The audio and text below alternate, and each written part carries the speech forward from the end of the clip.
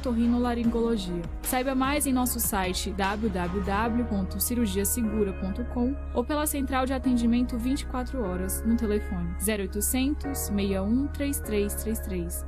Nos acompanhe também pelo Instagram e Facebook, @Cirurgia Segura Oficial. Nossa, saudade de ouvir um bom jazz e beber um bom vinho. Bah, então vamos jantar na Costelaria Gaúcha. Lá tem jazz todas as quartas-feiras. Ah, lá servem jantar também? Sim, servem jantar de segunda a sábado. Além de terem um dispenser de vinhos, onde podemos provar vários vinhos na taça. Que maravilha! Qual o Insta deles? Digita aí, @Costelaria_Gaúcha. Nossa, lá é lindo, único. E aí, bora? Ah, então partiu Costelaria Gaúcha. Está com seu carro ou moto desprotegido? Venha para a maior e melhor proteção veicular de Brasília. Com planos a partir de R$ 54,90, você fica protegido contra roubo, furto, colisão, terceiros, vidros, carro reserva e assistência 24 horas em todo o território nacional. Faça já sua cotação 0800 730 0330. Vem para Protege Auto. Agora eu tenho um recado super especial para você. O próximo Record TV nas cidades vai ser em São Sebastião. Vamos festejar juntinhos. Então anote aí, gente, porque vai ser sábado, dia 24 de junho, a partir das 8 horas da manhã, pertinho da administração. Vai ter música, prestação de serviço e muitos prêmios. Venha com toda a família que a gente te espera lá. Record TV Brasília, cada vez mais perto de você. Alô, amigos de Brasília, aqui é Edson Dutra, gaiteiro e cantor dos Serranos. Trago uma dica a quem gosta daquela maravilhosa costela. É na Costelaria Gaúcha. Lá vocês encontrarão também os melhores acompanhamentos para o seu almoço, aos sábados e domingos. Costelaria Gaúcha, ali no acesso da Ponte JK, com atendimento no drive-thru e ainda no delivery. Liguem 986-29-6002. Bom churrasco! Vem aí o segundo Anime Summit, o maior evento de animes de Brasília. Lipe Volpato, Bianca Alencar, Manolo Rey, Wendel Bezerra, Guilherme Briggs e muito mais. Ingressos pelo simpla.com a partir de R$30. E vai ter concurso cosplay, valendo 9 mil em premiações, de 23 a 25 de junho, no pavilhão do Parque da Cidade. Segundo Anime Summit, realização FEAMBRA, co-realização Embaixada do Japão, uma produção KDM. ZYR 236, Sucesso News Brasília 100.5, uma empresa do Grupo Raul Canal. As opiniões apresentadas pelos jornalistas e participantes do programa a seguir não necessariamente refletem o pensamento e a opinião da emissora Sucesso News FM Brasília 100.5. Acha complicada a linguagem jurídica? Quer entender de uma forma fácil? Pare tudo o que você está fazendo e ouça agora na Sucesso News FM Direito ao Ponto. A apresentação do especialista Max Telesca.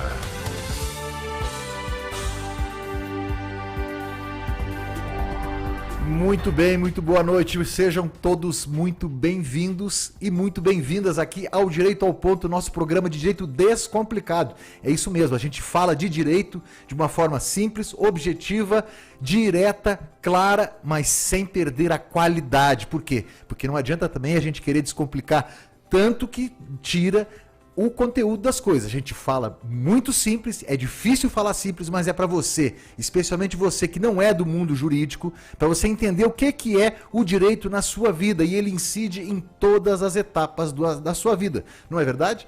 Não é, Larisa? Quando você nasce, você tem o quê?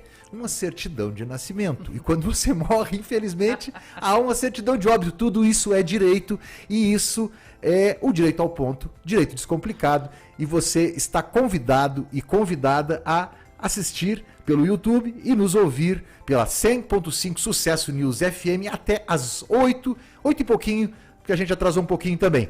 E essa semana foi uma semana bem agitada no Judiciário Brasileiro, e por isso trouxemos alguns assuntos do programa de hoje para esclarecer a você que está nos ouvindo. Um desses temas é o julgamento do juiz de garantias no Supremo Tribunal Federal. E para isso nós trouxemos aqui no Direito ao Ponto uma presença ilustríssima, um dos maiores advogados e professores de direito criminal deste país, Dr. Auri Lopes Júnior, meu conterrâneo do Rio Grande do Sul, que já está aqui nos estúdios virtuais. Mas antes de entrar nessa temática tão importante que vai mudar o processo penal brasileiro, nós vamos para o giro das notícias. E é contigo, Laísa Lopes. Descomplicando o complicado. Este é o Direito ao Ponto. Boa noite, Max. Boa noite a todos que estão nos acompanhando. Achei interessante a colocação que a gente tem direito à certidão de nascimento e de óbito, né? Pelo menos uma coisa eu tenho direito nessa vida. E não pode cobrar. É verdade, mas olha só, vamos para as notícias da semana. O plenário do Senado aprovou por 58 votos a 18 o advogado Cristiano Zanin para a vaga de ministro deixada por Ricardo Lewandowski no Supremo Tribunal Federal. A escolha aconteceu ontem, quarta-feira. Zanin foi indicado para a vaga pelo presidente Lula, inclusive atuou na defesa do presidente durante os processos da Operação Lava Jato e na campanha ao Planalto em 2022. O novo ministro tem 47 anos e, considerando as atuais regras para a aposentadoria no Supremo, ele poderá atuar por 28 anos no STF, até atingir ali os 75 anos. A sabatina do advogado na CCJ durou cerca de 8 horas e é uma etapa obrigatória para que ele assuma a vaga aberta no STF. O que chamou a atenção, Max, na sabatina foi quando o senador Sérgio Moro fez mais de 10 questionamentos a Zanin. Questionou bastante ali. Nós acompanhamos os desdobramentos para um nome que iria ocupar a vaga no STF aqui no Direito ao Ponto. E Zanin é uma boa escolha, né, Max? Eu considero uma boa escolha, sim. O Zanin é um advogado competente, é um advogado que tem a visão da advocacia, muito importante para quem está nos ouvindo. O judiciário ele é composto por várias... tem o juiz, tem o Ministério Público, tem o delegado de polícia, tem o advogado.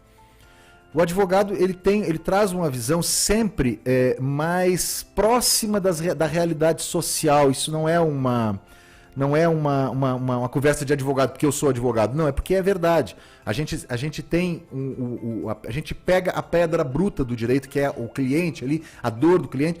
Então é muito importante que a indicação do Zanin é boa por causa disso, porque ele conhece muito o direito penal. E o Supremo Tribunal Federal é um tribunal que julga questões constitucionais, e a questão constitucional penal é importante no Brasil, tem muita atuação no Supremo. Eu acho sim uma boa indicação, não vejo. Vai sempre ter aquela crítica de que foi o advogado do Lula, etc. Mas eu acho que isso aí é superável também. Tá certo, vamos acompanhar aí como é que vai ser a ação dele aí nos próximos anos.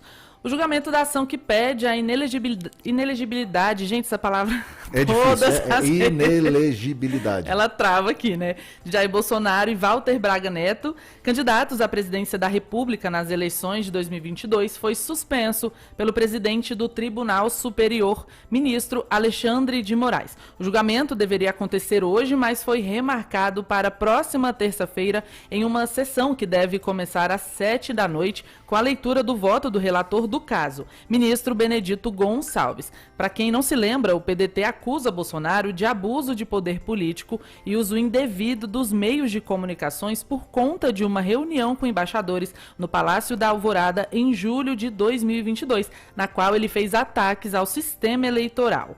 Ontem, Bolsonaro se manifestou e disse que o julgamento é uma tempestade em copo d'água. Já falamos algumas vezes aqui no Direito ao Ponto sobre a possível inelegibilidade de Bolsonaro. Mas se o Bolsonaro for condenado pelo TSE, ele ficará inelegível para sempre ou tem um prazo? Vamos lá, vamos descomplicar essa questão da inelegibilidade. Ele tem 8 anos. 8 anos de... que ele não pode disputar a eleição porque ele fica inelegível. Se essa decisão transitar em julgado, o que é isso?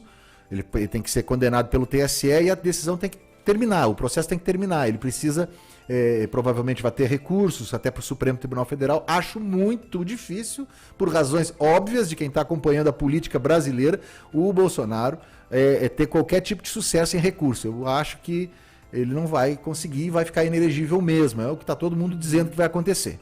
Então são 8 anos a partir da condenação transitada em julgado. Agora, só uma dúvida, por que quando eles são condenados, o prazo máximo é só de 8 anos? Assim, será que não existe uma possibilidade deles serem reeleitos e fazerem a mesma coisa? Não, porque está na lei, né? A lei das inelegibilidades, a lei 6490, se não me engano, acho que é essa aí, a lei, ela são 8 anos que prevê e não tem como. Né? Tá certo. Temos que cumprir a lei. Vamos para a terceira e última notícia aqui, para a gente poder entrar no nosso tema central. O Conselho Federal da Ordem dos Advogados do Brasil escolheu os nomes da lista sextupla para vaga destinada à advocacia no Supremo Tribunal de Justiça, o STJ. Esse posto abriu após o ministro Félix Fischer se aposentar. Os escolhidos foram Daniela Teixeira, Luiz Cláudio Chaves, Luiz Cláudio Alemande, Otávio Rodrigues, André Godinho e Márcio Fernandes. Os nomes já foram encaminhados ao STJ, que agora vai reduzir a uma lista tríplice. Depois, o presidente da República vai escolher um novo ministro ou ministra e que ainda precisará ter um nome confirmado pela maioria absoluta do Senado Federal. Max, eu queria que você explicasse por que o STJ tem uma vaga destinada à advocacia. Eu juro que não que não foi por querer. Foi uma coincidência que eu já expliquei até. O que acontece? No primeiro ponto. Exato, no primeiro ponto. É exatamente por isso. Vamos lá. Os tribunais, eles têm consciência, a lei, a Constituição, na verdade, brasileira, ela prevê uma coisa chamada quinto constitucional. O que é o quinto constitucional? 20% dos tribunais, justamente por essa razão, trazer aos tribunais outros olhos que não somente o da magistratura, dos juízes de carreira. Então, juízes de carreira fazem parte da carreira da magistratura. São 80% dos componentes dos tribunais brasileiros. Os outros 20% são divididos entre membros da advocacia e membros do Ministério Público, integrantes da advocacia e membros do Ministério Público. Então dá 10 para os advogados e 10 para o Ministério Público. Então é para isso, é para que se faça o que se chama de oxigenação, né? Uma visão do outro lado do balcão, tanto do Ministério Público quanto da advocacia. Está na Constituição Federal isso. É sempre um tema polêmico, muita gente critica, mas está na nossa Constituição e eu acho muito importante que esteja. Bom, aqui nessa lista foi escolhida a Daniela Teixeira. Veja, ela fez 28 votos, são só 27 estados da federação. Por que ela fez esse 28? Olha só que interessante.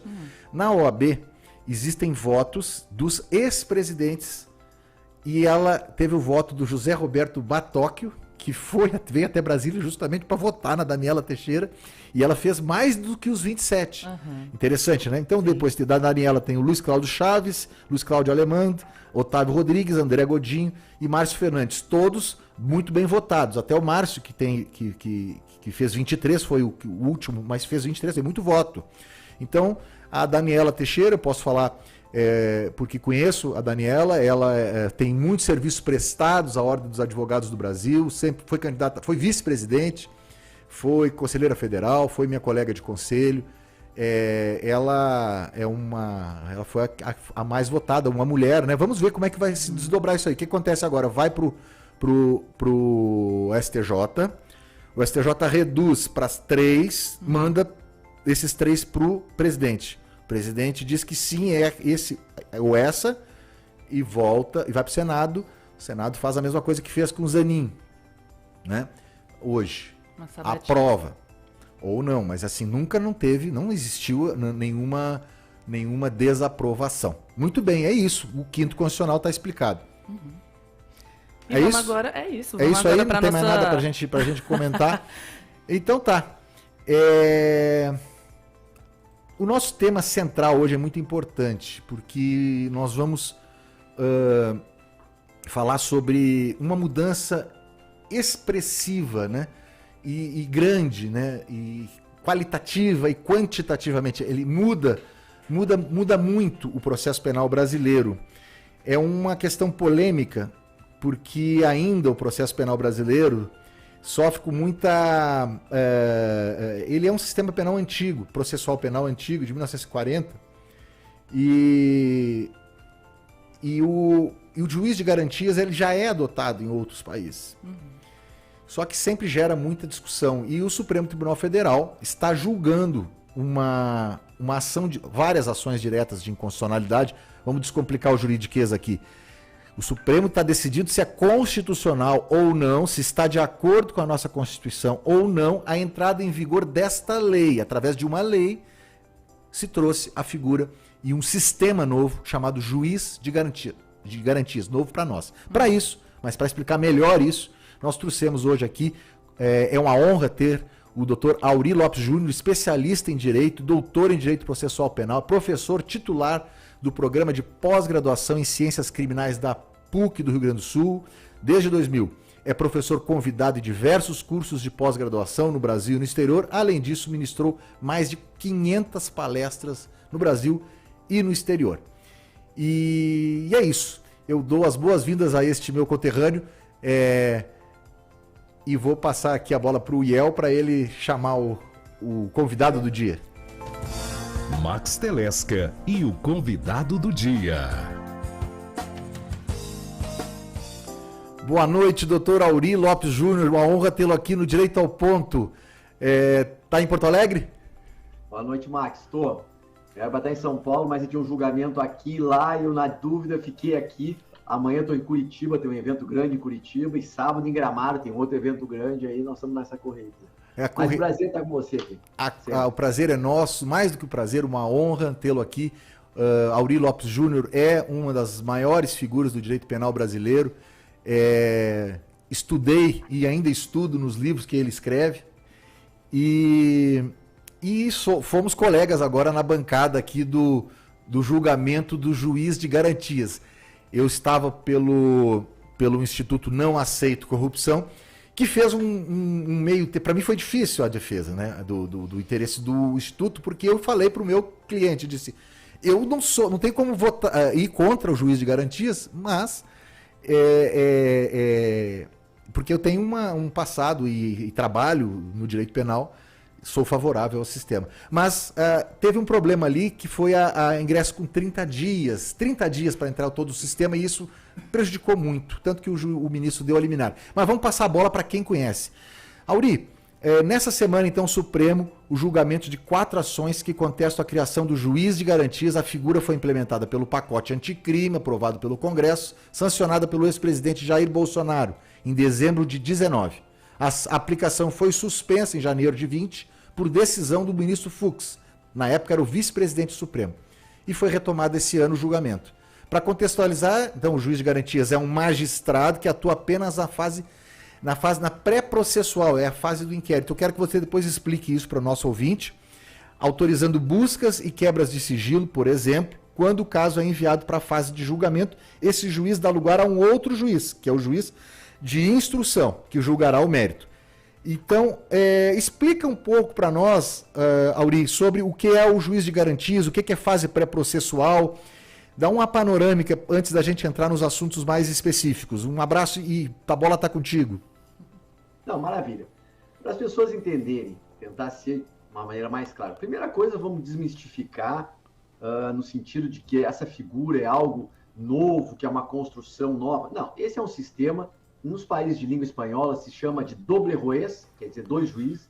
Já existe isso no sistema europeu desde a década de 80, quer dizer, o Tribunal Europeu de Direitos Humanos, lá em 82, depois de 84, já alertou os países europeus dizendo, olha, você não pode ter uma mesma pessoa atuando desde o início até o final, ou seja, atuando lá na investigação, decidindo sobre quebra de sigilo bancário, fiscal, telefônico, prisão, e depois atuar no processo para julgar, porque, numa síntese do tribunal, é um imenso prejuízo que decorre dos pré-juízos, dos pré-julgamentos, das imagens mentais já formadas. Isso é da natureza humana, não está em discussão a bondade ou a maldade de ninguém. Na psicanálise se chama isso aí de efeito primazia, a psicologia cognitiva comportamental já há muito tempo trabalha a partir de uma pergunta tão comum, né, que é, a primeira impressão é a que fica. Isso já gerou dezenas de estudos mostrando, olha, a primeira impressão crava, fixa uma imagem, cobra um preço. Não é que você não possa mudar de opinião depois, você até pode, mas vamos combinar que isso é contraintuitivo, não é o normal, é mais difícil, dá um estado de sofrimento maior. Quer dizer, um juiz que quebra teu sigilo bancário, fiscal, telefônico, busca apreensão, te prende, recebe a acusação, aí então ele vai ouvir a tua prova, então vai ter a prova no processo. Ele, ao final, absolver depois de tudo isso. Pode acontecer? Pode. Mas vamos combinar que não é o normal, porque você já entra no processo nadando contra a corrente, tentando desfazer uma imagem. Então, por conta desse problema cognitivo, que a Europa inteira já foi adotando o sistema de duplo juiz. Um juiz atua até um pedaço, recebe a denúncia, o outro vai fazer o processo. Na América Latina, todos os países latino-americanos têm um sistema de 2 juízes. O Brasil tem o processo penal mais atrasado da América Latina. É até muito doloroso para nós ter que dizer isso, porque o Brasil perdeu o trem, digamos assim, das reformas. Um momento.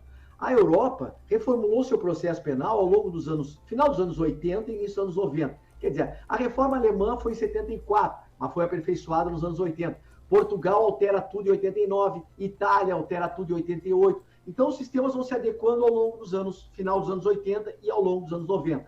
Na América Latina, as reformas também aconteceram um pouquinho mais tarde. O Chile levou 5 anos para fazer a implementação do seu código, foi ao longo dos anos 2000, até 2004, 2005 implementando. Mas Uruguai, Argentina, Paraguai, todos já têm esse mesmo sistema, tudo já implantado. E o Brasil foi ficando para trás, com um código de 1941, e é importante as pessoas entenderem que esse nosso código, Max, ele não é nenhuma lei votada no Congresso, ele é um decreto-lei. O Congresso Nacional estava fechado. É um decreto-lei, uma estrutura autoritária, inquisitória, e principalmente uma estrutura arcaica de 1941, sabe? Bom, é a hora de mudar, já passou até a hora de mudar, nós já deveríamos ter mudado tudo há muito tempo, foi ficando para trás. Em 2009, se fez um Código de Processo Penal inteiramente novo, em 2009. E isso está até hoje tramitando. E nós seguimos fazendo reforminhas cosméticas, pontuais. Então, em suma, não é uma figura nova, o mundo já conhece, não é uma criação tupiniquim, ponto 1. Ponto 2, é necessário? Sim, é necessário. Como é que funciona? O processo penal é dividido basicamente, grosso modo, de forma bem simples, em 2 grandes fases. Uma fase inicial, por exemplo, fui vítima de um crime. Você vai na polícia, registra a ocorrência, a polícia faz uma investigação, vai tentar apurar quem é o autor, quem é o crime. Então, esse é o nosso inquérito policial, uma investigação preliminar. Esse inquérito é concluído, vai para o Ministério Público, que vai oferecer uma denúncia, ou seja, uma acusação formal. Então, aí, se o juiz receber, começa a fase de processo mesmo, processo em sentido estrito, processo penal de verdade. Começa a partir daí. Então, aí nós temos juiz, temos acusação, temos defesa, vamos ter várias audiências, vamos produzir a prova, vamos gerar uma sentença. Maravilha. Qual é o problema? É que o juiz, que lá na investigação decide, ele não faz de ofício, graças a Deus, né? Mas ele decide quando chamado. Então, a polícia começou a investigar alguma coisa. Pega a Polícia Federal, essas grandes operações que a gente está vendo. Eu preciso fazer uma quebra de sigilo bancário, fiscal. Pede para o juiz. Esse juiz analisa o caso e decide, sim ou não. Aí segue. Olha, eu preciso fazer uma interceptação telefônica. Esse juiz analisa o caso e é o mesmo juiz.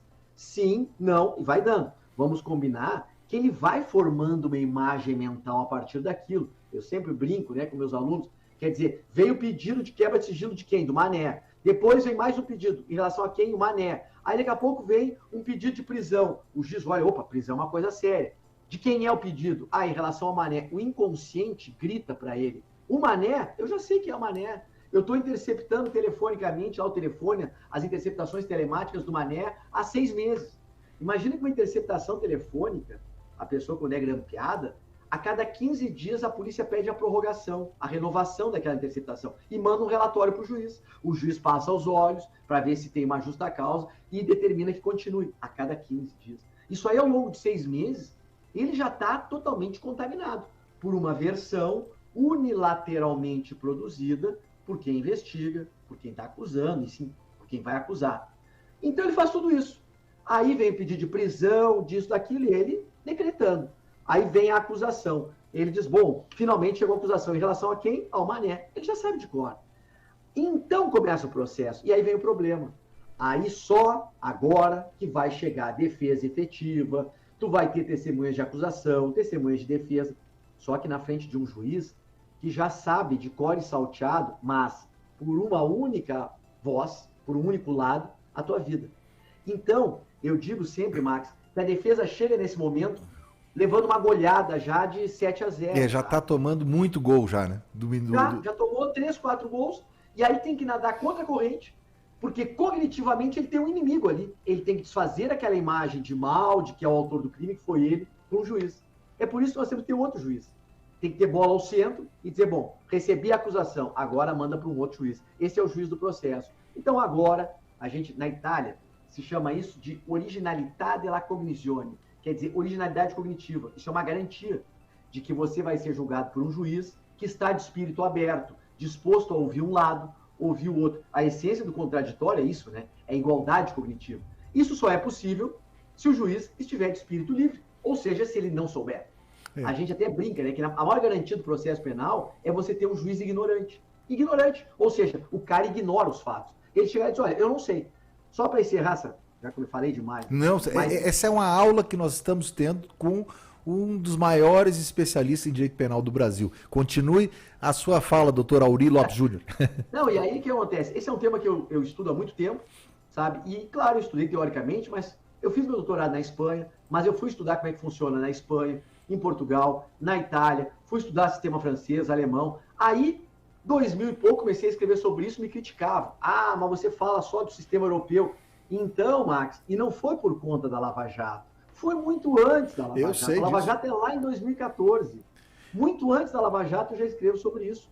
Trocentos livros. E aí o que eu fiz? Eu e outros professores montamos um grupo. Vamos estudar a América Latina. E aí nós montamos um grupo e a gente foi para o Uruguai, uma semana no Uruguai, estudando o sistema de processo penal uruguaio e assistindo a audiência, vendo el juez de garantias do Uruguai. Depois a gente foi para o Chile. Aí eu já tinha ido para a Argentina, fui para o Paraguai palestrar, estudei. Agora, nesse verão, eu queimei minhas férias de verão, fui para o México, um grupo, a gente foi para o México. Lá também a gente assistiu a audiência, vimos os dias garantias. Então, parei só um pouquinho. A gente estudou, foi atrás, viu como funciona, o modelo já está consagrado em todos os países da América Latina, e o Brasil fica nessa resistência, sabe? Uma resistência boba. Entendo? Essa resistência, eu ia te fazer uma pergunta antes, e depois entrar nesse tema da resistência. Quanto tempo a gente tem antes do break? Já 3 minutos pro break, tá? Eu vou falar sobre isso e depois a gente vai pro break. O Brasil é um país de não rupturas, né, Auri? Eu até, inclusive, fiz uma compra de um livro agora que eu quero ler, que é um livro de história, que é do Honório, até vou pegar ele aqui o nome, que ele fala da resistência e pegar o nome do livro aqui. Enfim, eu vou pegar o livro e já falo o nome. Um país que não houve rupturas. O último país do continente americano a abolir a escravatura. No que você entende que essa resistência é fruto dessa nossa raiz autoritária, dessa nossa raiz conservadora, e isso influi no nosso processo penal e na cabeça dos nossos juízes, Auri? Essa pergunta é a pergunta complexa da coisa, sabe? Porque o que acontece, Max? Não que seja fácil você fazer lei, mudar a lei. Não, é difícil. Agora, para mim, a grande dificuldade é você mudar a cultura, é você mudar a cabeça das pessoas. Quantas vezes nós, no Brasil, temos leis novas, e é uma coisa impressionante isso, né?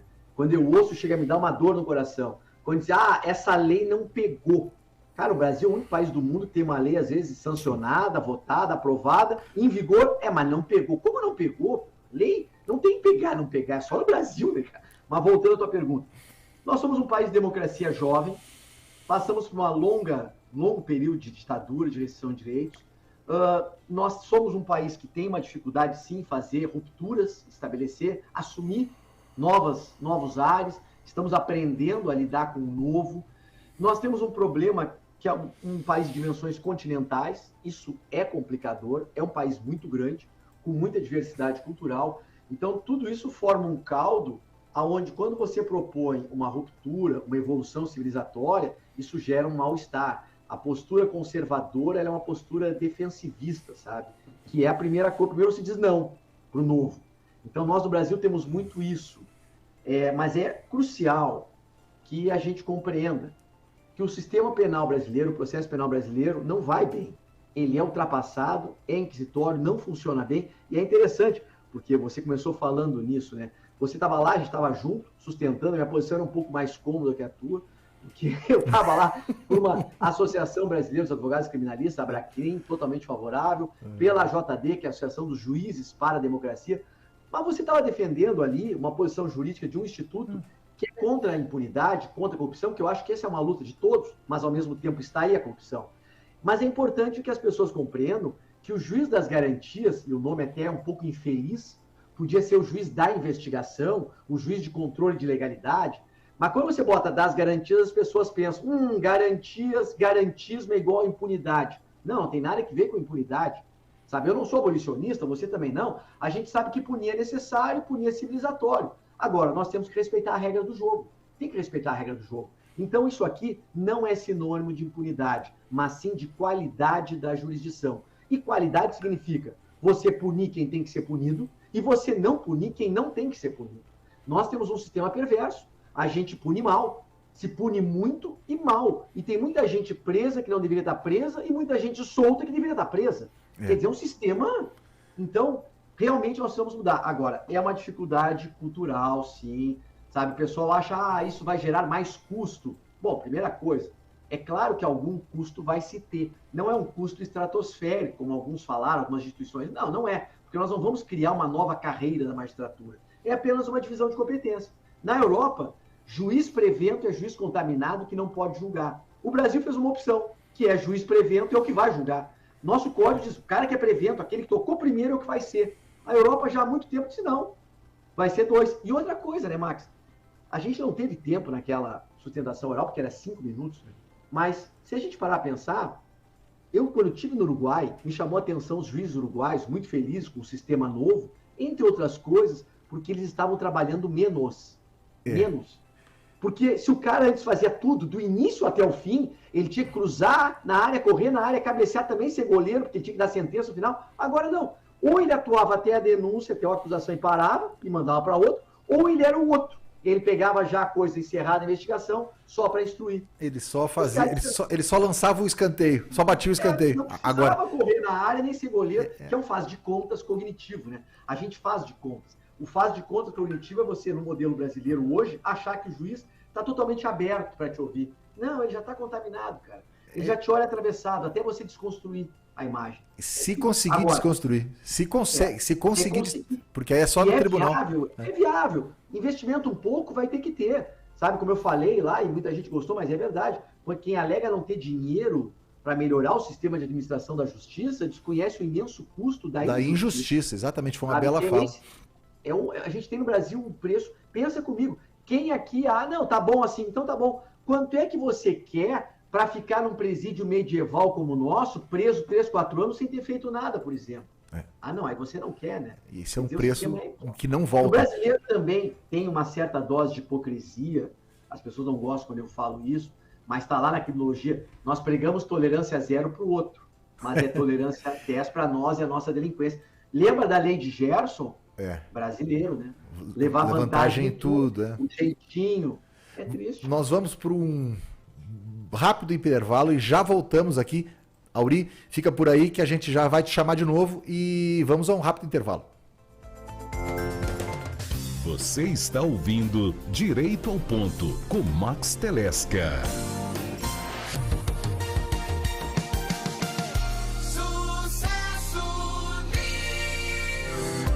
O Serviço de Coloproctologia do Hospital Santa Mônica realiza cirurgias de hemorroidas sem anestesia, sem internação e sem corte. O paciente pode trabalhar no dia seguinte. A cirurgia de hemorroida é realizada por ligadura, chamada de cirurgia laser. Cuidado, sangramento anal pode ser câncer. Hospital Santa Mônica de Unai, sempre crescendo, inovando e modernizando. Informações 38 3677 9700. Você, empreendedor, quer aprender boas práticas de mercado e, digamos, alavancar o seu negócio? Ouça todo sábado de 10 ao meio-dia na Sucesso News FM, na Linha de Frente Podcast. Um programa que conecta diferentes perspectivas de gestão empresarial, abordando temas como relacionamento com o cliente, tendências do mercado e dicas. Na apresentação, os empreendedores Rodrigo Canal, Felipe Pataro e Dan Rocha. Na Linha de Frente, sábados às 10 da manhã. Mais um programa de sucesso da 100.5. Sucesso News. Você está ouvindo Direito ao Ponto, com Max Telesca. É isso aí, voltamos com Direito ao Ponto, são 19h39 em Brasília. E estamos com o nosso convidado especial de hoje, falando sobre o juiz de garantias, Dr. Auri Lopes Júnior. Vamos descomplicar o direito um pouco aqui, Auri. Você falou de ofício. O que é o de ofício? O juiz dar por conta própria, moto próprio, né? O juiz não faz isso. O juiz precisa de um pedido, ou de uma representação do delegado, ou de um pedido que o Ministério, a acusação tem que fazer. É isso, né? Então, no passado, até para as pessoas entenderem, nós já tivemos Idade Média, sabe, 1372, Manual dos Inquisidores, a própria Inquisição toda. O que era um sistema inquisitório? Uma mesma pessoa fazia tudo. Uma mesma pessoa, o inquisidor investigava, ouvia e depois decidia. Bom, a humanidade viu que esse não era um bom sistema. Começamos a fazer repartição de poderes, inclusive de poderes, né? Executivo, judiciário, legislativo. E aí eu tenho alguém que investiga, alguém que acusa, alguém que defende e outra pessoa para julgar. Fomos repartindo cada um no seu quadrado. Bom, a jurisdição, ou seja, o poder do juiz, o juiz tem que atuar mediante invocação. O juiz não tem que sair atuando de ofício. Isso não é bom, não é saudável, nem para a estrutura processual. Então o juiz é o cara que está afastado, você pede, eu te ouço, você fala e eu decido. Essencialmente a jurisdição é o ato de decidir a partir do que lhe é pedido. Não é bom, não é adequado, não é boa qualidade, quando o juiz diz, não, deixa que eu vou cruzar o escanteio, correr na área, cabecear, fazer o gol, mas eu também ser o goleiro. Não serve.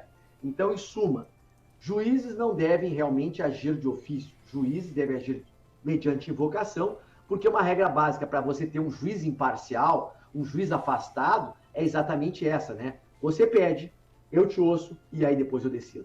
Esse é um ponto básico. Isso é muito importante para que os nossos ouvintes, especialmente aqueles que não são do mundo jurídico, consigam compreender que o juiz ele não acusa.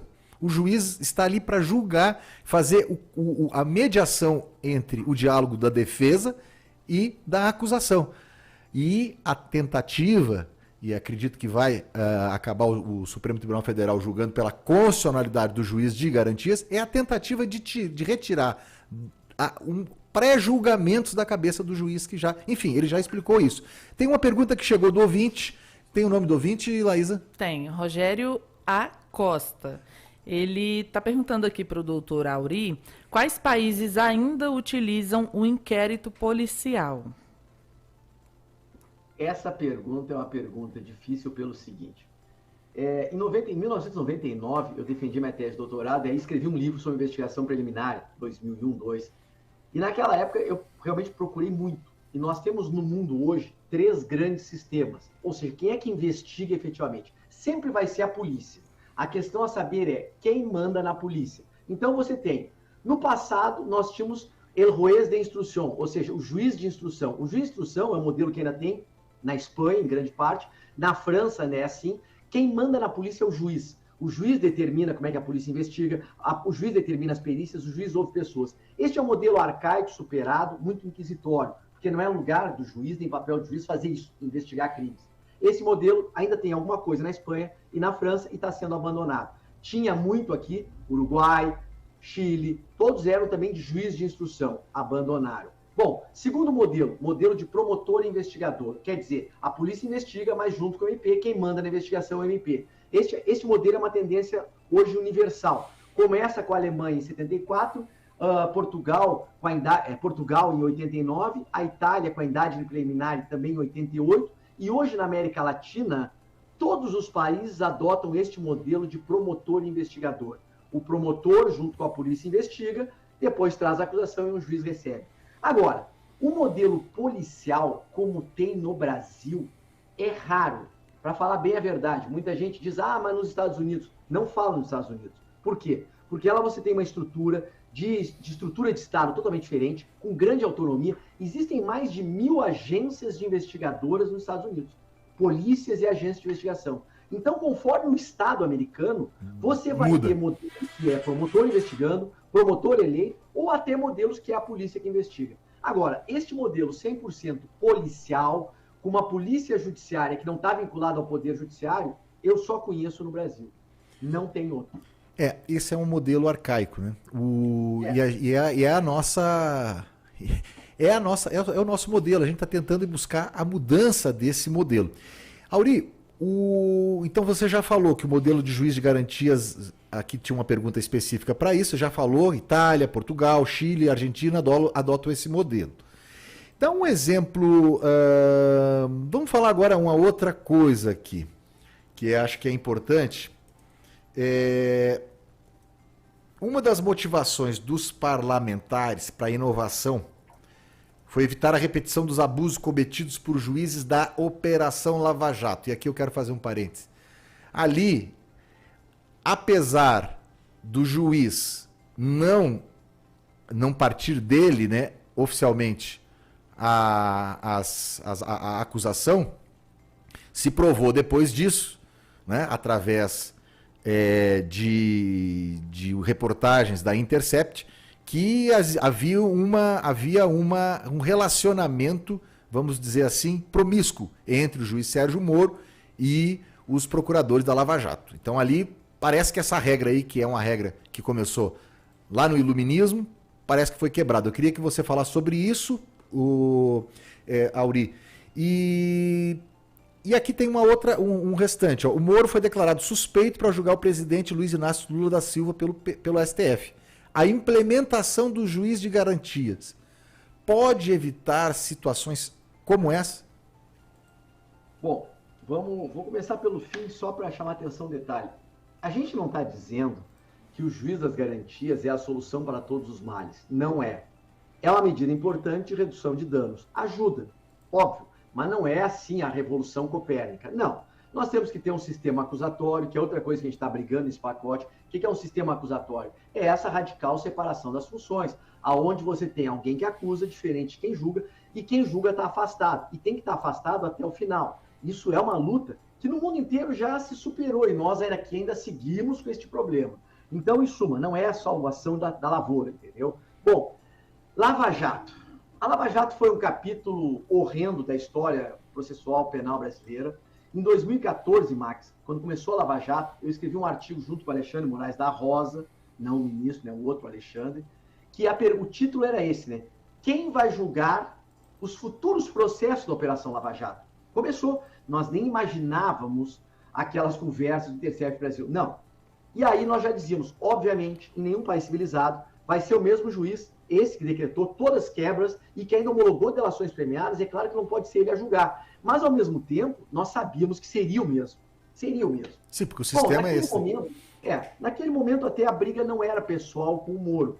O que a gente deixava muito claro é, qualquer pessoa neste lugar está contaminada pelas circunstâncias todas.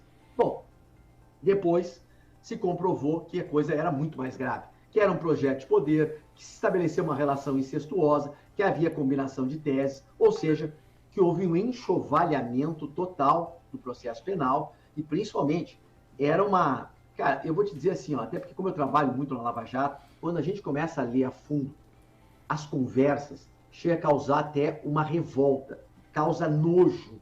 Você vê a maneira como eles se referiam às pessoas que estavam sendo investigadas, as estratégias para humilhar não só o acusado, mas já que o acusado não queria fazer uma delação, tinha que humilhar a mulher dele, as filhas, como a gente viu, sabe? Quer dizer, foi uma coisa realmente asquerosa, que espero que nunca mais aconteça.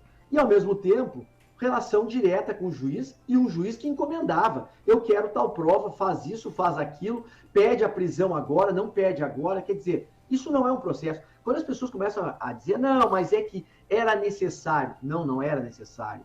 Você pode punir dentro da regra do jogo. Agora, se você acha que aquilo estava bonito, eu queria saber se você gostaria de ser julgada num processo como aquele, com um juiz que não era juiz, que a única coisa que não tinha ali era um juiz, era um consórcio de justiceiros querendo implantar a sua justiça, a sua visão salvacionista. Cara, isso é de uma perversão absurda. Então as pessoas precisam entender que aquilo ali é o exemplo do que não pode acontecer. E claro, se nós tivéssemos um sistema de 2 juízes, você dificultaria muito uma coisa como essa, porque você não teria um Sérgio Moro fazendo o que fez do início até o fim, combinando dessa maneira. E não foi só o Sérgio Moro, mas ele foi uma face bem cruel desse modelo. Auri, isso é importante, porque eu vi é óbvio que é importante, mas toma, e aí nós vamos entrar num outro assunto que é importante, tem a ver com esse nosso tema, que o Sérgio Moro, na hora de sabatinar lá o Zanin, ele até foi muito educado, que o Zanin fez perguntas, né, que são necessárias, enfim, mas uma pergunta dele me chamou muito a atenção, que ele perguntou sobre a validade de se usar a prova ilegal ou a prova ilícita, e a gente sabe que aquelas interceptações do Intercept são provas que não foram autorizadas pelos juízes, não é? Então isso aconteceu. E eu queria pedir aqui para o nosso professor de Direito Penal explicar isso para as pessoas. Quando é que a prova lícita, a ilícita, ou seja, a prova que uma interceptação que não teve determinação judicial, quando é que ela pode ser usada? O Sérgio Moro fez essa pergunta na sabatina. Eu acho que ele fez essa pergunta, Auri, como é que se diz? Em causa própria, não? Foi. Ele é um hipócrita, entendeu? Ele é um hipócrita e ele sustentou no passado, junto com o Deltan, no pacote anticrime dele, e mais, né, naquelas mal chamadas 10 medidas anticorrupção, que não eram 10, eram dezenas de medidas, e não eram anticorrupção, eram anticonstituição, porque, por exemplo, limitava o habeas corpus para qualquer crime. Não era só para corrupção, era para qualquer crime. E, por exemplo, tinha lá a possibilidade de admissão da prova ilícita para acusar, não só para definir, mas para acusar, desde que houvesse boa-fé do agente. Olha, o que é boa-fé? Olha a abertura disso. E ele brigou ferrenhamente lá para que a prova ilícita contra a defesa, contra o réu. E aí você se pergunta, mas a prova ilícita... Calma, a prova ilícita pode ser uma quebra de sigilo ilegal, como pode ser entrar na tua casa sem mandado judicial, entrar na tua casa, que é um asilo inviolável do indivíduo, está na Constituição, e eu entro na tua casa, faço uma devassa e não tem nenhum controle sobre o que é encontrado, nem sobre como é feito, e eu uso isso para te condenar. Isso é uma prova ilícita. E nós vamos cair até o extremo de dizer, não, prova ilícita também é você torturar alguém para obter a confissão. Também é uma prova ilícita. E quando você admite uma prova ilícita, você está admitindo qualquer ilicitude, não tem uma métrica. Então isso a gente não quer. Nós queremos regra clara, o Estado pode produzir a prova dentro da regra. Bom, aí vem a questão. Prova ilícita são todas aquelas provas que violam a Constituição ou as regras do processo penal, do direito penal, da inviolabilidade do domicílio, por exemplo, viola a lei. Essa é a nossa definição do artigo 157. Muito bem. Claro que a doutrina e a jurisprudência foram construindo uma relativização no seguinte aspecto. Se eu estou sendo acusado por um crime que eu não fiz, eu estou sendo acusado injustamente por algo que eu não fiz, e eu obtenho uma prova, uma gravação, coisa mais comum, eu consigo gravar alguém confessando que praticou o crime. Eu consigo fotografar ou filmar clandestinamente algo que mostra que não fui eu. Bom, esse é um dilema no mundo. Eu posso usar essa prova para me defender, mesmo que ela tenha sido obtida de uma forma ilícita? Bom, se construiu todas as teorias de que nesse momento você estaria num estado de necessidade, uma situação de perigo não gerado por você, e você sacrificaria um bem de menor valor para salvaguardar um bem de maior valor, e principalmente não há nada mais cruel do que você condenar um inocente. Então poderíamos admitir, em nome da proporcionalidade, excepcionalmente, uma prova ilícita para você provar que não foi você. Agora, não podemos admitir essa prova para condenar alguém. Não, para condenar você tem que ter uma prova lícita. O direito sempre trabalhou nessa tentativa de equilíbrio. O Moro tentou colocar o Zanin numa saia justa, em causa própria, como você falou, por conta do Intercept. Bom, só que esse caso do Intercept tem mais um complicador. Sabe que eu fiz parte de uma comissão que se reuniu com o Greenhalgh logo que eles conseguiram essas gravações. Sim. porque eles estavam sendo ameaçados de morte, de prisões ilegais, estavam, sabe, escondidos com medo dele e o Leandro Demole. Bom, primeira coisa que não era só eu, tinha outras pessoas, mas eu não vou nominar porque foi algo, enfim, sigiloso. Sim. Primeira coisa que todos nós perguntamos, olha, a gente pode defender vocês, podemos ajudar, só que a gente tem que saber, como advogado, eu sempre cobro isso. Essas conversas, tem manipulação, tem algo errado, tem alguma coisa tirada de contexto? Se tem, eu preciso saber. Isso é uma coisa básica de qualquer advogado. Eu vou lá e vou dizer, Max, eu vou te defender. Agora eu tenho que saber, você fez ou não, para eu ver o que eu posso te ajudar. Vamos ser limpos, né? Sim, o cliente, e o cliente muitas vezes não fala para o advogado, né? Não, é uma regra, né? E dá um tiro no pé. Claro. Porque aí o advogado é pego lá, surpreendido, sabe? De calça curta, e olha para eles, pô, você mentiu até para mim. Eu podia te ajudar se você não mentisse para mim. Mas enfim. E a conversa foi muito franca. E todos disseram, isso tudo não tem montagem. Não tem nada ilegal. Não tem nada de adulteração. Sim. O que tem é uma bagunça, porque são 6 ou 7 terabytes de informação. Não tem uma ordem. Os arquivos vêm fora de ordem. Bom, nós estamos falando de algo que já aconteceu há 4 anos, sabe? E até hoje não se provou uma única fraude naquelas conversas. Nem eles, nem o Moro, nem Deltan. Bom, aí vem a segunda questão. Agentes públicos conversando através de telefone que é do Poder Judiciário. Porque os telefones eram oficiais. As conversas eram através de celular oficial. Quem pagava a conta telefônica do Moro, do Deltan, éramos nós. Eles são agentes públicos, submetidos a uma série de regras do direito administrativo. A pergunta é, será que o sigilo da comunicação, que nós particulares temos o direito de ter frente ao Estado, eles também têm, enquanto agentes públicos, ou o agente público está submetido a controle constante quando usa o telefone funcional para falar sobre coisas da sua atuação e cometer crimes durante a sua atuação? Bom, aí já se estabeleceu uma grande discussão, será que essa prova é ilícita? Segundo, isso tudo, já hoje, se eu pegar hoje uma conversa do Moro com o Deltan, eu tenho várias telas aqui, e usar num processo para me defender, eu não fiz a interceptação, eu não entrei no Telegram dele. Eu peguei isso aonde? Na mídia. Na mídia. Tá? Fonte aberta. Então, meu acesso não é criminoso. Então, tudo isso se pondera. Agora, acima de tudo, se eu usar para me defender das ilegalidades que eles praticaram, isso é uma prova ilícita para se defender, que é algo aceito com bastante tranquilidade. Sabe, até o Gilmar sempre conta aquela história, né? Quer dizer, você não pode fechar os olhos para isso. Você está acusando injustamente alguém, e aí você entra na casa de outra pessoa e está lá o corpo, a arma, etc e tal, de quem realmente matou. Pô, você não vai ver isso para defender o cara que está sendo injustamente acusado?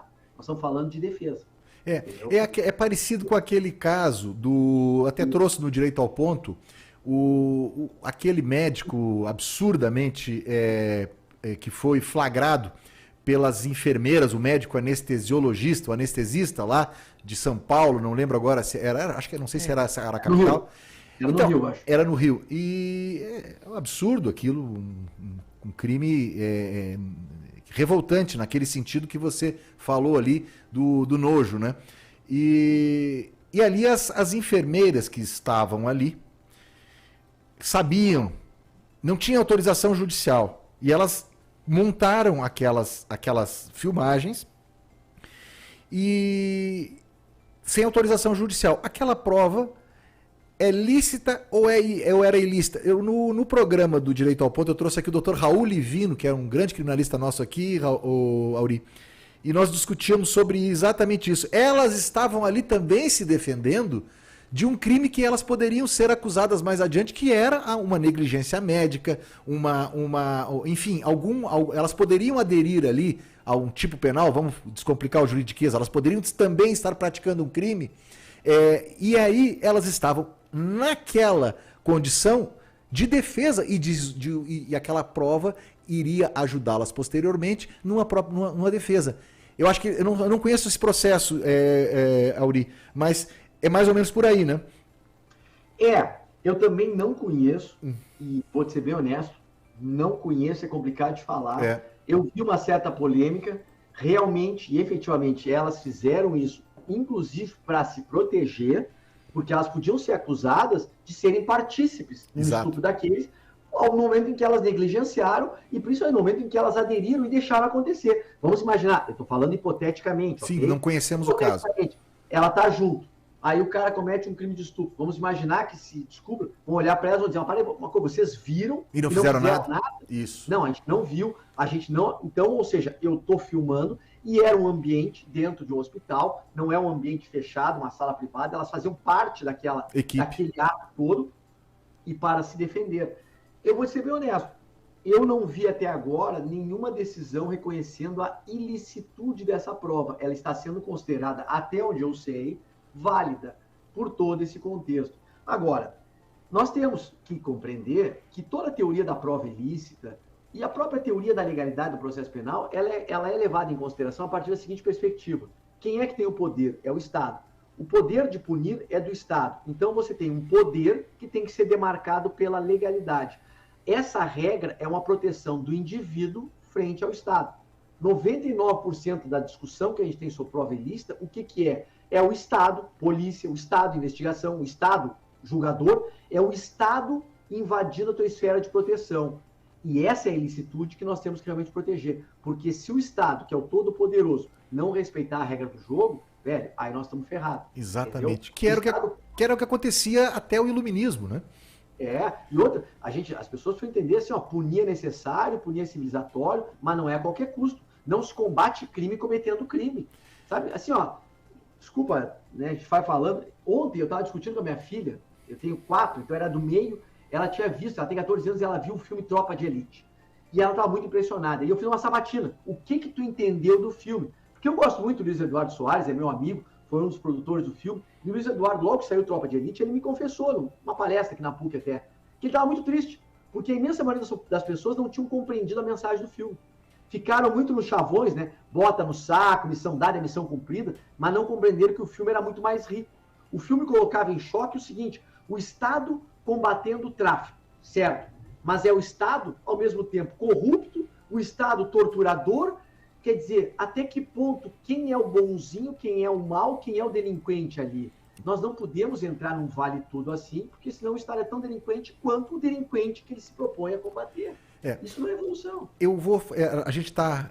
Nós estamos quase nos chegando ao final. Quero fazer 2 perguntas, aproveitar aqui essa aula que a gente está tendo hoje. Quem está nos ouvindo, é muito importante o que está sendo dito, de maneira clara, de maneira concisa, de maneira que possa ser compreendido pelos que não são do mundo jurídico. A gente sempre fala isso porque é importante, mas eu tenho 2 perguntas finais. A primeira é com relação...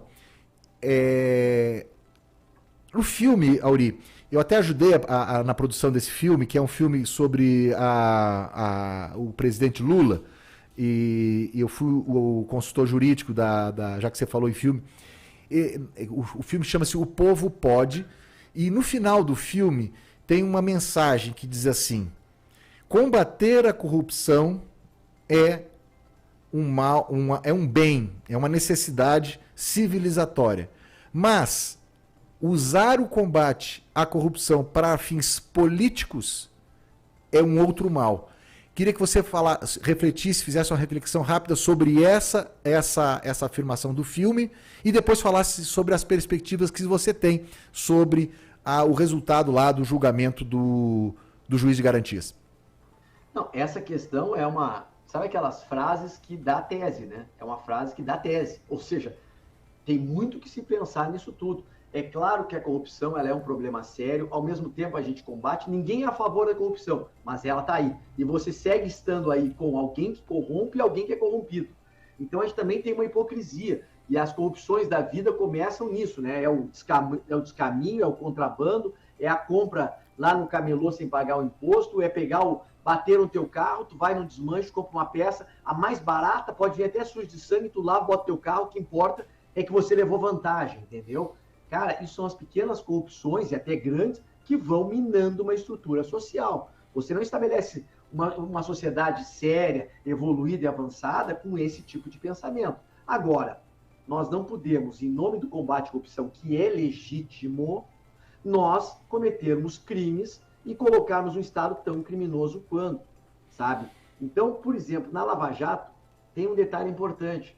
ali as pessoas acham que foi uma grande cruzada contra a corrupção. Nós temos um sistema eleitoral complicado.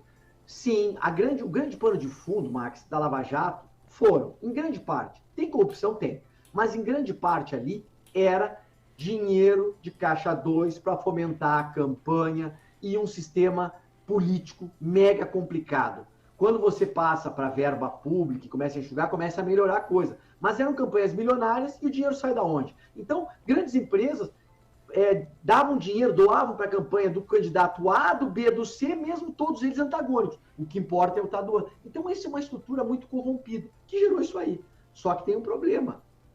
No fundo, se hoje nós pararmos para pensar, eu não estou fazendo nenhuma campanha política aqui, mas vamos parar a pensar. Acabou as grandes empresas da construção civil brasileira. Quebramos da Queiroz Galvão, a Odebrecht, todas, OAS, quebramos tudo.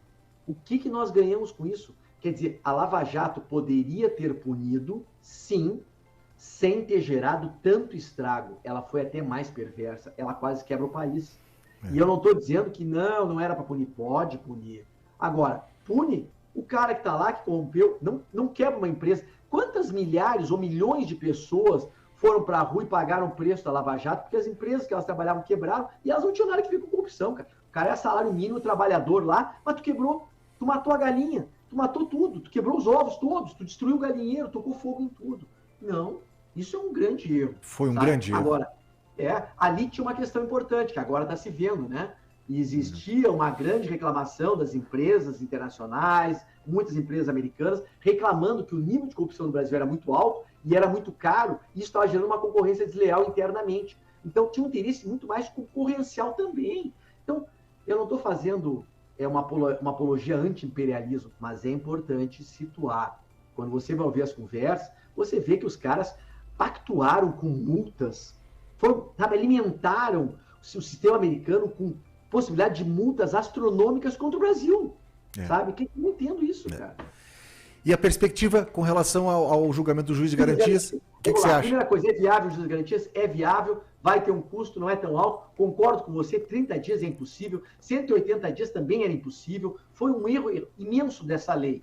Se lá atrás tivessem botado 1 ano de vacatio legis, talvez a gente não tivesse tido metade desses problemas de aplicação hoje. Seria o razoável. Bom, já passamos 3 anos, agora a luta é, o que vai ser? Eu acho que o Supremo vai declarar que as ações são improcedentes e que, portanto, o juiz das garantias, sistema acusatório são instrumentos constitucionais, que a lei do pacote anticrime, 13964, é constitucional. O meu medo é a modulação de efeitos de aplicação do Instituto e a vacácio, como vai se dar. Exato. Eu tenho muito medo que flexibilizem. Os estados, conforme as suas possibilidades, vão ter tempo, vão implantando como puderem. E aí não vai mudar nada. Entendi. Não vão implantar. Esse é o medo. Então tá.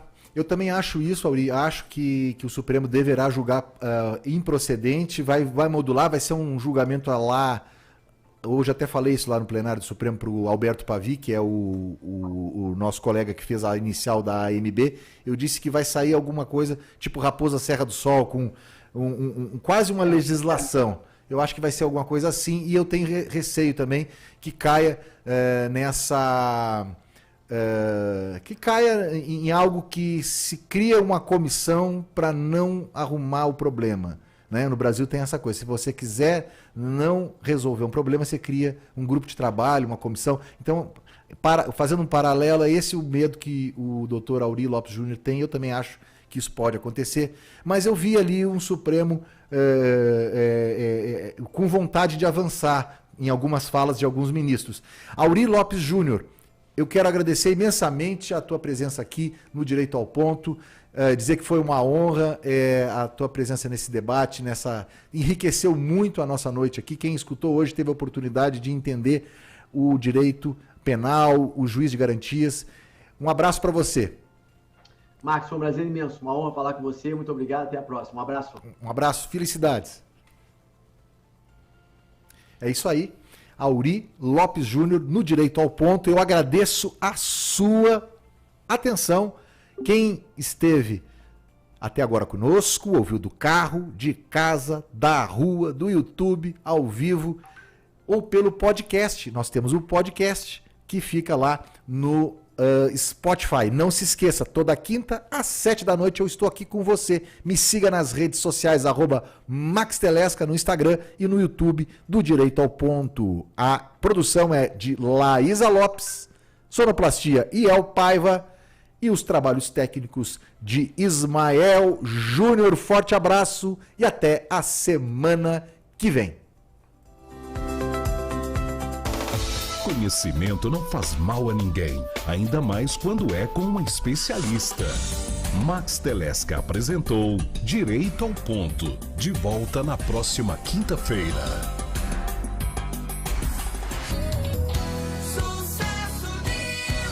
Agora no Hospital Santa Mônica de Unai, serviço de cirurgia geral 20